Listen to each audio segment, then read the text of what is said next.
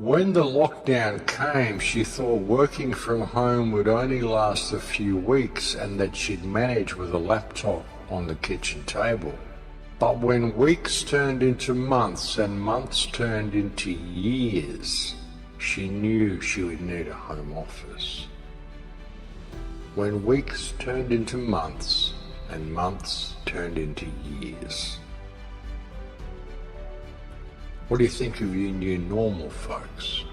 And you think about it, folks, with voice-activated technology, voice-activated door locks and a social crediting system, they've managed to turn the entire world into a prison, every house into a prison cell that you're only allowed to leave when you're on your best behaviour. You're only allowed to leave when you're behaving the way the government says you must behave. No more freedom, folks. None of that.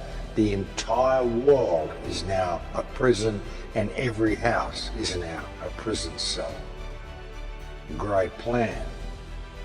Great plan, and the problem is that it is actually working, and it will work if people don't wake up to what is happening.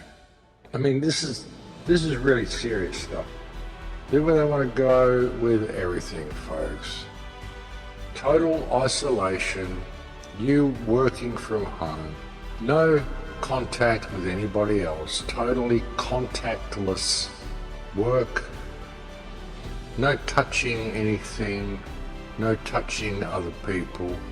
It's been quite a change for Laila and millions like her. You know, see, a lot of people are talking about the post-future. There is no post-future, folks. It says here, one day it will subside. It could be eradicated, but even then, life will not simply return to the way it was before. Spurred on by the crisis, architects have been rethinking the buildings we inhabit. Okay, so you scroll down here, meet Laila. Laila is of indeterminate race and age.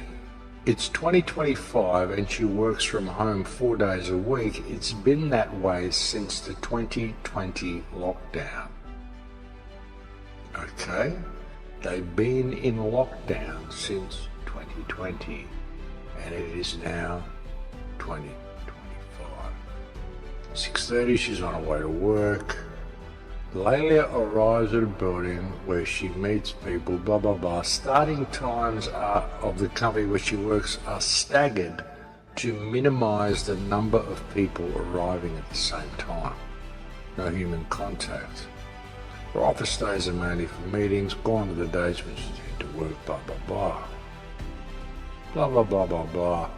On the ground floor, Laila pauses in front of a thermal body scanner to check her temperature is normal. Today she is 36.5. She passes. A camera used for facial recognition identifies her as a staff member. A security barrier opens. At no point does she touch anything. Laila is on a contactless pathway. The lift at her office on the 4th floor is voice activated. Touchless technology has replaced grubby buttons. The maximum occupancy is 2. Voice acted elevators, folks. If you get locked out through social crediting, once it's all biometric and it's all run like this and it's all touchless, they know everything about you and everything you do and everything you say and everything you think.